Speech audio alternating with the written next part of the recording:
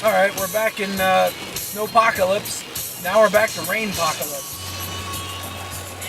33 degrees.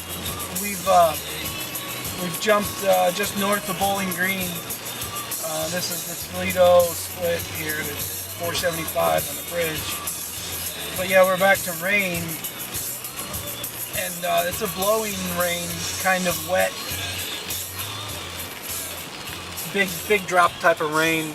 I stopped at the rest station and the shirt got wet. It was cold, you know, it's windy.